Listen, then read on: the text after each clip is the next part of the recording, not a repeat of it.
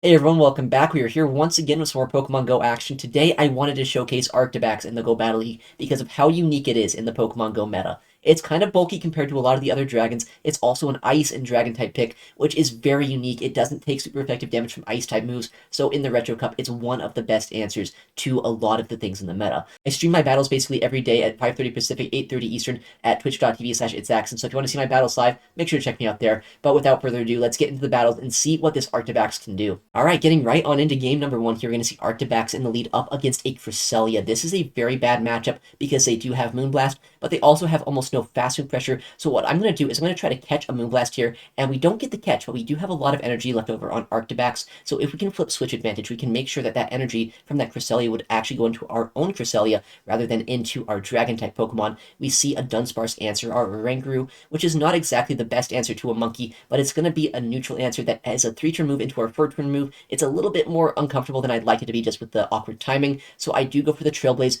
and we are going to throw the Brutal Swing. These moves are adding up, right? I have boosted my attack stat with our Oranguru after throwing that Trailblaze. This Brutal Swing will draw a shield, and now they're going to throw a move here to knock us out. We might barely survive this attack, but even if we do, we're in fast move farm down range before we get another attack off. They end up swapping out, coming in Cresselia, so we actually do have switch and shield advantage, but they have energy left over on that Dunsparce that we have to keep in mind later on, and this Cresselia has a lot of energy, so despite having proper switch advantage here, it's not necessarily going to be the best spot to be in, especially if they have another answer to our Arctibax in the backline. They've already shown Cresselia and Dunsparce. Would the odds of a third hard answer to our Arctibax being in the back even be possible? I don't know, we'll have to see. But if that is the case, Arctibax has a lot of work to do, but the energy that we have on it hopefully will help out.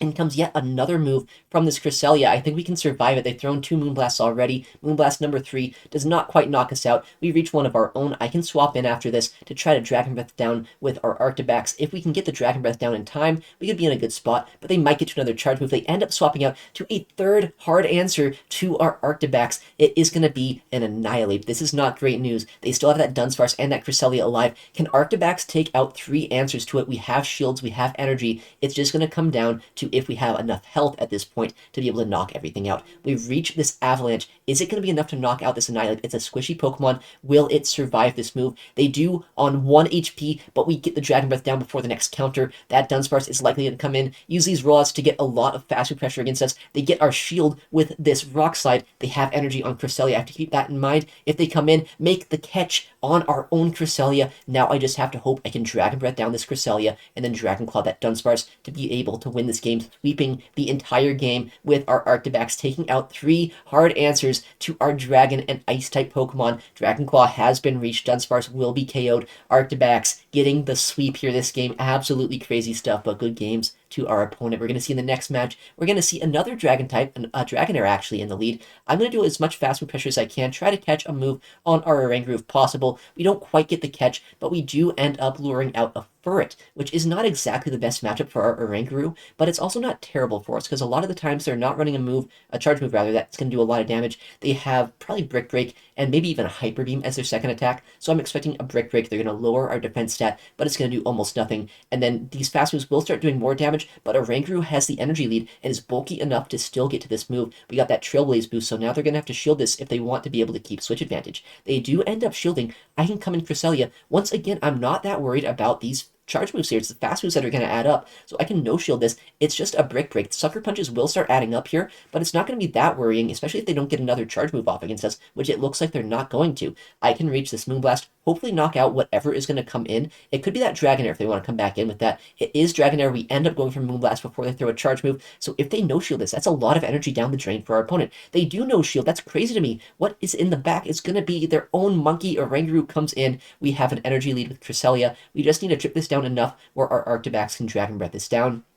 Grass Knot ends up going no-shielded. If they no-shield the next move, I can just go for the full fast move, farm down, and if they do end up shielding the next attack, I can reach the Avalanche very soon on our Arctibax. They go for the Trailblaze to boost their attack. Very smart play, but I think at this point it might be too little too late for Oranguru to do too much work to our team. We do end up seeing a no-shield here, just come in with our Dragon Breath user, despite the fact that Confusion is a very, very powerful move that has been boosted by that one Trailblaze attack boost, we can still outpace them with damage. Dragon Breath is just such an impressive fast attack. GG's to them. Next game's going to be another bad matchup here for our Arctibax. Dunsparce in the lead this time. We're going to try to catch after 5 rollouts. That's right when I get the Avalanche. I would assume they're not going to throw on 4. We do catch a move after 5 rollouts. If this is a drill run, that's a crazy call by them. No, it's going to be a Rock Slide. Fantastic news for us. We end up catching a move that would have done a lot more damage to our Ice type than it would to our Monkey. Another move's going to be thrown from this Dunsparce, so very happy to see that they're staying in here because I don't want anything to do with this with our Arctibax later on. We end up reaching a charge attack where we would here, but they end up throwing at very good timing right before we reach our move. It's a little bit more uncomfortable for a 4-turn move user to throw against a 3-turn move user than I'd like. We go for the Trailblaze here just to try to get a bit more fast food pressure against them, especially if they end up drilling this move. They let it go, and we end up going for the confusion, but they get the new mechanic. I call it new mechanic. It's not new at all. It's been in the game for years. Kind of inconsistency on when damage registers against the opponent. It's supposed to register like it did there, but it almost never does, so it's a little unfortunate I had to use 2 shields. I have a full video on new mechanic if you want to watch it. It's one of my older videos, but if you don't know what I'm talking about, it's a good thing to know. It can mess up a lot of battles. It's going to be a very annoying thing this game to try to play out of being down 2 shields when I could have knocked out that Dunsparce before they got their move if the game worked as it usually did. In the backline, it's 2 fighting-type Pokemon, though, this game. It's going to be Medicham and Annihilate, which is a little bit scary, but we have that energy on Arctibax still loaded. And I have Cresselia, which is a pretty good answer here to both of these. I got a shield with a Grass Knot bait, and now I can likely reach a Moonblast before this thing can reach another move. And as long as I keep my Cresselia healthy enough, that Medicham's not that big of a concern for me. Moonblast will get a shield, or potentially just one-shot this Annihilate if they want a no-shield. They do end up shielding that attack. We catch the move here. If I would have CMP'd the Avalanche, it's not like I could have won that CMP anyway, so Rage Fist doing damage to our Arctibax is probably going to be better just in general. They end up catching a move of their own. It's going to be an Avalanche on their Medicham now, but I am so fine getting this thing out of the way. We end up Dragon Breathing them all the way down, and the best thing about them making that catch is for us, now they're no longer boosted with these Rage Fists. They're not going to do anywhere near as much damage. I can survive this next charge move, get to the Grass Knot, and Cresselia should be able to close out this game. Rage Fist comes through, but since they're not boosted anymore, it does not knock us out. Cresselia able to reach this Grass Knot, close out this game against the Dunsparce double fighter lineup. Once again, where's my Arctibax supposed to go in these games? It doesn't even matter. It's still going to have play. It is such a good Pokemon. In the next game here, though, a Toxapex in the lead. Not exactly a Pokemon that I want to see, but also, I guess, a better matchup than we've been seeing. So I can do a lot of fast food pressure here. Attempt to catch a move, but we don't quite get the catch. But we do still see that they throw energy here, which means they're probably a little bit scared of our Cresselia in the backline. Unfortunately, we don't have Future Sight, so if they stayed in here, which it looks like they... Oh, no, they're going to swap out. If we did have Future Sight, though, it'd do a lot more damage to that Toxapex, but it looks like they're going to just respond with their Cresselia. A very bulky team for our opponent so far. Toxapex, Cresselia, about as bulky as it really gets here in the Retro Cup. I'm going to go for my Moonblast, though, try to get as much chip damage against them as I can, and we still have a lot of energy left over on Arctibax. There's a good chance that we can still win this game, depending on their final Pokemon. Maybe it's like a triple bulk team, maybe it's just something random in the back. It's hard to really read off the 2 that we've already seen so far. Moonblast will come through, not quite knock them out, but I think I might be able to survive a Grass Knot here, but if they go for Moonblast, it's going to be so close whether or not we survive it. What is the move going to be? Grass Knot is actually going to come through. They don't go for the Moonblast, which means we get this move off, and now we can likely go for a Dragon Breath down with our Arctibax against this Cresselia, take them out with fast moves, and then use all of this energy against whatever they want to bring in. Unfortunately, it is going to be that Toxapex that comes back, and it makes sense. They're going to force us to throw these Dragon Claws rather than going for Avalanches, but if they throw energy here, I can shield it up, build up a lot more energy. We have almost 2 Dragon Claws loaded on our Arctibax right now. This energy is going to go a long way potentially in the backline, depending on what their final Pokemon is going to be this game. Dragon Claw, will it draw a shield? It actually does. So are they kind of weak to our dragon type Pokemon? It might be the case. Or maybe they just want to have us spend all of their energy here. That could also be what they want to do. They just end up letting the next one go. And in the backline is going to be a dragon type Pokemon, a Goodra, which is not exactly as offensive as our dragon. So we're not this worried about the charge moves, but they could still potentially fast move us down if we do no shield and Aqua Tail. So I will shield this up and try to go for a charge attack. This time I'm going to go for a Trailblaze because I know that my confusions will really start adding up once I land this move, and I don't want to play the risky game where they might catch a move, which they actually end up trying to catch a move there. They were a little bit off in their counts, so I did not quite have the move yet. We end up fast moving down the Cresselia, brutal swinging the Goodra, and taking the win there. GG's to them. Next matchup against a Clodsire in the lead. This could be awkward. I do have the Ice type charge move here with our Avalanche, but if they have Stone Edge, I don't want to worry about that. We end up catching the move here. It's just a Sludge Bomb. So now that we know it's Sludge Bomb Clodsire, that's going to be a lot less scary for our Arctibax, especially with how much energy that we have on it stored in the back. In comes a Diggersby actually to answer our Oranguru. This is not really an answer though, right? We end up boosting our attack with Trailblaze, and because of our energy lead, we're going to be able to reach another one before they can knock us out. They could potentially get a Scorching Sands debuff. Do they? No, they don't, luckily, which means that this next move will guarantee knock them out here if they end up no-shielding it. If they do shield it as well, though, I still have my Arctibax with a lot of energy. I can take either both shields or potentially just get a lot of damage against the Diggersby if they end up letting it go. It might just knock out at this point if they do no-shield. They end up shielding it. They swap out. Once again, an Annihilate has met our Arctibax. Not what you want to see, but this is what Avalanche is for. If I shield this move up, I can reach the Avalanche. I can basically one-shot this Annihilate and make it so it's not going to be a concern for our backline. I know Cresselia is not that concerned about this Pokemon, but I mean, a boosted Annihilate is going to be hard to take out one way or another, so might as well just guarantee the knockout with an Avalanche. Back comes in that Clodsire, and I think I might be able to reach another Avalanche here if they're going to let us. We can shield up this move, and we can probably reach it, even if they catch, though, on their Diggersby. I have my Cresselia that can just finish off this game. No catch is going to be seen from our opponent. Avalanche is easily going to come in, one-shot the remainder of the health on this Clodsire, and we can't quite Dragon Breath this down, but we have Cresselia that can finish off this game. We can go for the Grass Knot. Looks like our opponent is not going to top left just yet. They're going to throw a charge move, likely going to be a Scorching Sands, and we survive that so easily, get to this Grass Knot here, or they top left now. GG's to our opponent. All right, next game, we're going to see an Arctibax. Once again, a Clodsire lead. We're going to try to play it out the same way, catch on the 7th Poison Sting, that's right when they get to the Stone Edge, and make sure that my Oranguru is going to take the charge move rather than my Arctibax, because I don't want to play the bait games of if it is Sludge Bomb, it's just a wasted shield, which once again, it's a Sludge Bomb Clodsire. But in the backline, what is this? That is a Golisopod. That's not what I wanted to see. That's a crazy pick. It obviously has Shadow Claw, luckily, which is going to do a lot less fast move pressure than they probably would like to do, but they're going to have X-Scissor, which is going to be reached so quickly with these Shadow Claws. I'm going to shield it up. I'm actually going to double shield at this point, farm them all the way down, because if I flip Switch Advantage this game, I think I might have a decent chance of using my Cresselia to take out that Clodsire, and Arctibax with the energy that I have is going to be very useful, especially also with this energy that I have on my Oranguru. It's going to be really hard for my opponent to deal with this. If they come back in Clodsire, I can do a lot of damage with Trailblazes and with my Confusion damage. They do come in Clodsire. I think I can reach another charge move here and either get a shield or basically just make this a 2-on-1 here in the backline if they end up letting this go. We do reach another Trailblaze. Are we going to see a shield from our opponent? They end up shielding their Clodsire and coming in with a Licky, which is not exactly a Pokemon that I have a hard answer to here, especially if they're running Shadow Ball. It could be a bit of a core breaker with the Rock-type fast move pressure, the Ghost-type charge move pressure. We're going to come in Arctibax either way, though, because we are going to have a lot of energy. If we can potentially draw a shield here with this Dragon Claw, we can probably knock them out with an Avalanche, but if we don't draw the shield here, which we actually end up not doing, probably should have just gone for the Avalanche there, full send it, but they do call that, which makes it a little bit more uncomfortable to take out. Dragon Claw number 2 is going to end up getting shielded here. Fast move pressure is doing a lot to this Licky, but it's not going to do quite enough to put them into Psycho Cut downrange, and they are running Shadow Ball. I was really hoping it was going to be Earthquake, but no, Shadow Ball is going to do so much more damage now to our Cresselia, do about half of our remaining health, and make it so that we're going to be in a much lower spot from when this Clodsire comes in with the Earthquake that they have now. This was actually a CMP as well. I think the only way we can win this game is with a perfect undercharge of this Grass Knot, so we can come out of this with enough energy to outpace that Licky to a Body Slam. We go for the undercharge. Is that enough, or will they reach a Sludge Bomb here at the last second here?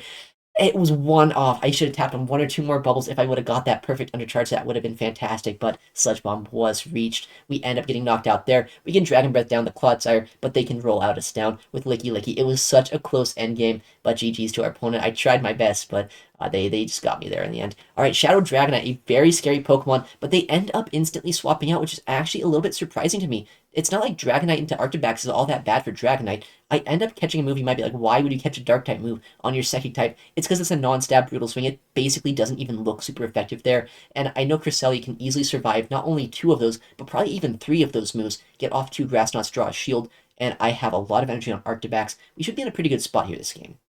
Grass Knot is going to be reached. I think 2 Grass Knots should knock out this Oranguru, especially if they end up no-shielding them both.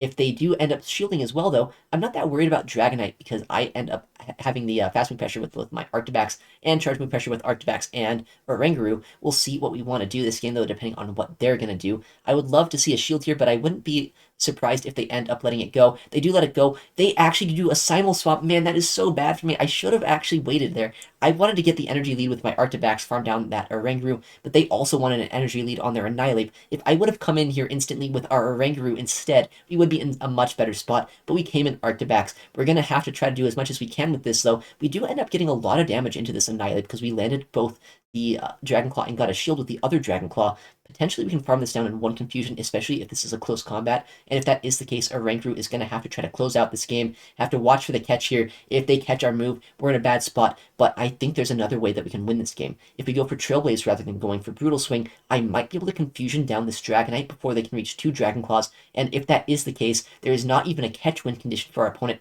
Going for the resisted Trailblaze rather than the Brutal Swing might be a strange play, but it looks like it's going to be the winning play here. We fast move down the Dragonite before another move's reached. We have a Brutal Swing loaded for this Oranguru. We don't even have to throw it. We could have done a fast move, but we're going to go for the charge move. Guarantee the win. GG's to them. Very, very close game, but a very fun one nonetheless. Our next matchup here, another Clodsire in the lead. Going to try to play it out the same way we have been, where we try to catch a potential Stone Edge. If we do end up catching a move, it's going to be very good for us, but they don't actually throw right when they got the move. This time they overfarm, which is a smart play. They're probably going to go for an Earthquake now, or Mega Horn, I guess, if they have it. No Mega Horn, unfortunately, it's just going to be an Earthquake, but they come in. What is this? That is a Quagsire. Why are you bringing this Pokemon in to our Pokemon with Grass-type coverage? I'm fine with it, though. We get a guaranteed shield. We can just let our Oranguru go at this point. They're probably going to have to Stone Edge us to one-shot us from this point, but even an Aqua Tail puts it into Mudshot downrange. They do end up going for the Stone Edge, actually, though, which is good. It means that they waste a lot of energy in that matchup. Can go for the Grass Knot here with our Cresselia. Looks like they're going to go for another Stone Edge, try to get as much damage as they can before getting one shot, but we have a lot of energy left over on our Arctibax. We have shield advantage. It's going to be kind of hard for them to overcome this, depending on what their final Pokemon might be. This Grass Knot will easily one-shot them. They do let it go. They're not going to invest both shields into Quagsire. Back comes that Clodsire. We have Avalanche for a reason. You could run Icy Wind if you really wanted on Arctibax, but I think the Avalanche, just insane charge move pressure here, as you can see, is just so much more useful. But the final Pokemon is going to be kind of tricky. That's going to be a Primeape, non-Shadow luckily, so it's not doing quite as much damage as it could, and our Dragon Breaths are ripping through their health because it is a very squishy Pokemon. I'm going to go for the charge move here, try to get a shield, and then I'm hoping at this point that Cresselia has enough in the tank to be able to close out this match. I do have 2 shields, so I think we're going to be in a good spot, and I know they're only at +1. For science, let's no-shield this, see how much damage a +1 Rage Fist does. Honestly, a pretty sizable amount here to our very bulky Psychic-type Pokemon, so I guess maybe if they ramp up a little more, that could be a bit more scary. So it's good to know for the future, I guess. All right, next matchup here, Magmar Man, fellow streamer here, very spicy trainer. A lot of the times he likes to use some more spice picks, but it looks like he's using a superior lead. Well, that's kind of spicy here. Tentacruel, not the best thing for our Orangurus to see in case they're going to have a higher energy move, like a Sludge Wave or a Blizzard. I might have to go down shields if I want to win this matchup, and that could be a little bit unfortunate, because normally when you're fighting a trainer who likes to use spicy Pokemon, going down shields is a little bit dangerous. We're going to have to shield this up, because it is going to be a Sludge Wave. That would basically knock us out at that point, so I think I did have to shield at that move. We are boosted, though, with our Oranguru. We're going to get a lot of chip damage against the Superior, so as long as they shield this, we'd be in a good spot, but I'm expecting a no-shield given how strong my lead matchup was into him. Yeah, no-shield does come through, and instantly we're going to see a Frenzy Plant thrown. They don't even care about Superior. They're just trying to set up a shield advantage for their final Pokemon. What is it going to be? A Rock and Ice type Pokemon that's going to be an Auroros. This is extremely scary. A bit of Core Breaker. I mean, it's not even a Core Breaker, right? It's not like Cresselia does bad here. I can probably get both shields, but the thing is, Meteor Beam is an extremely powerful move. You can see how much damage it did. That was the base Meteor Beam. Every time you throw it, it increases your attack by 25% as well. It's one of the craziest moves in the game, but also one of like the lowest distribution moves. So Auroros, a very unique Pokemon, getting access to that, and now I'm basically in range where a Weather Ball could probably knock us out, which is not great saying they have 2. I can use my Arctibax. We do resist Ice-type damage, but we're going to take a ton of damage from Rock-type moves if I end up taking that Meteor Beam, so I have to make a call. Are they going to nuke us? No, I'm going to call that this is a Weather Ball, which fortunately it is going to be, and I do have to shield this next move, but they can't land that Meteor Beam against us. I don't know, though. Can they reach another Weather Ball against us before we're going to be able to knock them out? I go for the Avalanche. It might be resisted, but it's such a good move. It actually does more raw damage than one Dragon Claw would do. So we throw it there. We could fast move them down. As long as I can knock them out here with this Dragon Claw, I can potentially win this game. It's going to be so close. They have a bit of health on that Auroros. Can I knock them out here? That's a 1 HP survive on Superior. No, they survive that move and they get off this aerial ace. That was such a close matchup. We get the simul KO with Cresselia, but that Auroras still alive in the backline, getting the win for our opponent. GG's. That was a very fun one there. All right, Talonflame in the lead up against our Ice and Dragon type Pokemon. A little bit surprising they instantly swap out, actually, but I'm kind of expecting that means it's a double fighter lineup. If they wanted to swap out of a decent, like, it's not even a decent matchup, right? It's a pretty neutral matchup for Talonflame. And if you have one fighter as a safe swap, Annihilate is probably going to be their final pick. I got the Dragon Breath damage against them, and then I swapped to Cresselia, because one Moonblast doesn't knock them out, but the Moonblast after those Dragon Breaths will do a lot more damage, and since Medicham nowadays seem to run the Fast Attack Psycho Cut rather than Counter, my Arctibax took almost no damage for doing that. What I don't want to do, though, is they have that Talonflame, right? Talonflame is going to be able to get a decent farm down against Cresselia. I only have resisted charge moves against them. We could get a nice Psycho Cut down.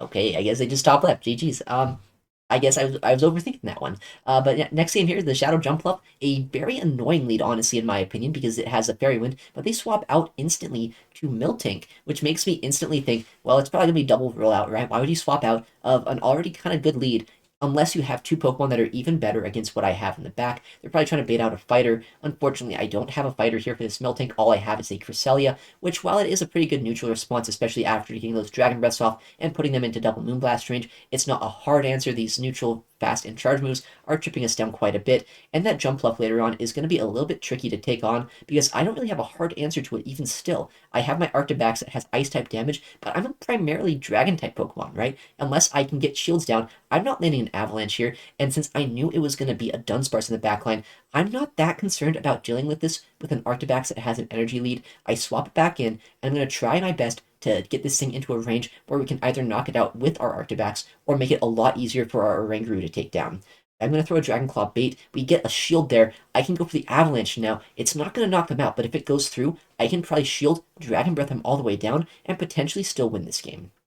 We do end up landing the move there. We make the right calls with Arctibax, shield this up. I might even be able to get a charge move against that Jumpluff later on, which comes in right now. If we can get a CMP, which it looks like that is exactly what's going to happen. They thought they could get their move off before I could get this attack. Fortunately, though, it was the best case scenario. Not only do we get the shield here with our Arctibax, but we drain all of their energy from this Jumpluff. Jumpluff is not exactly a great matchup here for our Oranguru, but at this point, I think we have chipped it down enough where it's going to be in range of the Confusions plus 2 Brutal Swings. We just have to watch out for a catch, and as long as we do that, we should be in a very good spot. Energy Ball will come through. It's going to put us pretty low, but I don't think an Energy Ball plus an Aerial Ace is quite enough to knock us out. So as long as I'm careful of the catch, I'm actually going to make a play where I'm going to anticipate the catch, swap at the exact same time as them, because I knew at that point they kind of had to, right? If they didn't swap there, they were just going to take that Brutal Swing. So if I swap, I guarantee that even if I make the wrong call, I have the ability to make the right call later on this game, but we did make the right call. We simul-swapped into that Dunsparce. We farmed it down, or we took it down with our Cresselia. Force Energy with our Cresselia here against that Jumpluff. Brutal Swing will take out the Shadow Jumpluff and win us this match just barely. Very, very close game, very technical end game as well, but a fun one nonetheless. Oranguru, a very interesting Pokemon in this meta, and Arctibax putting in so much work against a team that honestly had very little play against. All right, Dugong in the lead. Another one of those matchups where you might not like to play it out as a dragon type, but since you are a dragon and ice type, we're not actually weak to these ice type moves that this Dugong's throwing. We're taking neutral damage, and we're dealing neutral damage, and I catch an Icy Wind on Oranguru, which you might not expect to be a good thing to switch lock yourself in with a debuff, but I'd much rather keep my Arctibax alive and make it so that we have enough of our potential sweeping power with our Avalanche and our Dragon Breath, rather than keeping our Oranguru, which is more of just like kind of a neutral Pokemon that I like to use as a way to drain energy. Our opponent actually goes for a Trailblazer, which is kind of interesting. I have 2 Brutal Swings. We are at -1, which means that they're not going to two-shot, but I will chip them down into a range where our Arctibax can deal with them. And since I caught a move, my switch clock is coming back up here. I don't really want to give them this farm down, and if I shield this move, I can go for the farm down against this Oranguru, probably get to a move against that Dugong as well before they reach their attack. They threw all of their energy before swapping out, so as long as they're not going to be able to survive this Dragon Claw here, I'm going to be able to draw a shield or get the knockout against this Dugong. I think this will be enough to knock them out at this point if they do no shield, which they do attempt to survive, but they don't quite get it. I get the full knockout against that Dugong, and in the backline is going to be another Psychic and normal type Pokemon here with the Giraffe Rig. Not exactly the worst thing to see because we can get a lot of fast move pressure. We can get a shield with that Dragon Claw, and the amount of fast move pressure that I got against this has put it into range where I can knock them out with one charge move from my Cresselia. Either Moonblast or Grass Knot doesn't really matter. This Pokemon is so incredibly squishy that as long as a catch doesn't happen, which is very hard to do with a 4-turn move like they have, then we are going to be able to win this game. We did end up taking a Trailblaze, and now they're going to throw another charge move. I do have to shield this up because they have boosted their attack stat. It could be a Psychic Fangs potentially, but no, it's going to be a Trailblaze. In comes the potential catch. We swap to our Oranguru, and unfortunately, they do Confusion us down, but we're going to be able to survive a Brutal Swing pretty easily here. Farm them down. They're not at another move on that Giraffe, so once we farm them down, we can throw the Moonblast, take them out here, and close out this game with our Cresselia taking out both Psychic and Normal type Pokemon. GG's to our opponent. Very interesting team.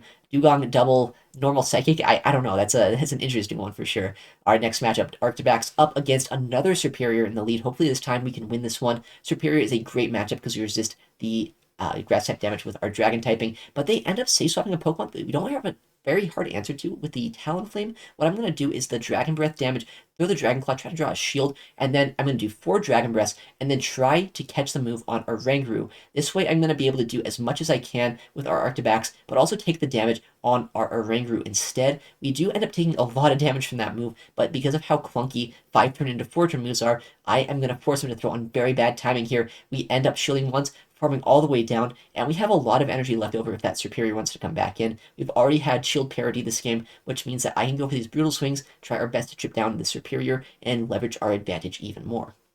We have a bit of energy on that Arctibax, and I don't really want to give them a huge farm down here, because a huge farm down on Superior could actually start putting in work. We got chipped down a little bit by those Incinerates, and since they are staying in here rather than swapping out, I'm kind of thinking Arctibax might have even more play this game than I'm giving it credit for, which it looks like that is the case. It's going to be a Shadow Typhlosion of all things in the back. That is a very, very scary pick for a Cresselia to see. Draw the shield with this Dragon Claw, and hopefully survive this next Incinerate to get this next Dragon Claw off. Even if we didn't survive this move, I think it's going to be in range now where our Cresselia can win this game. But we ended up surviving on 1 HP here, Dragon Breathing them down. Cresselia easily able to close out that backline. GG's to them.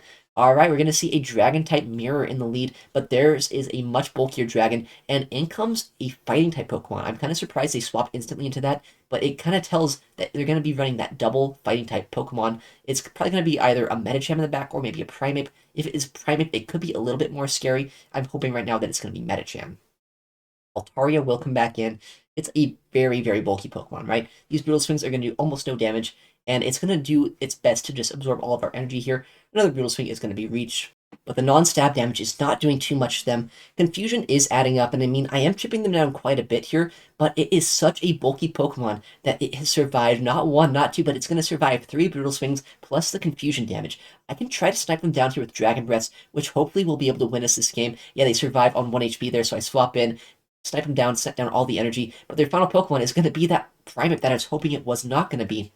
This time our opponent has 2 shields for it. They're going to start ramping up against our Arctibax. Even though we have Cresselia, we're only reaching 1 charge move here, so I need to reach 2 more charge moves with Cresselia in the backline.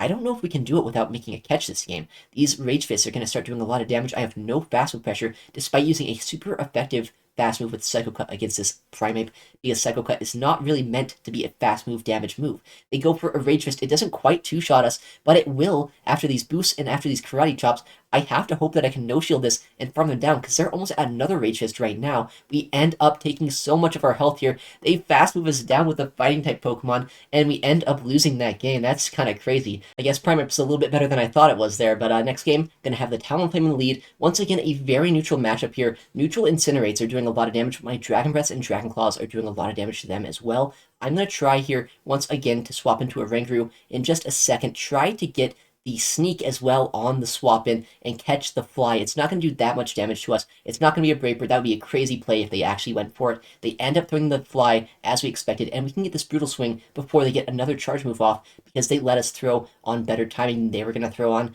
They go for another Incinerate, which means that we can shield this, guarantee that that Confusion is going to land and knock out this Talonflame, taking both shields and switch advantage against this Talonflame.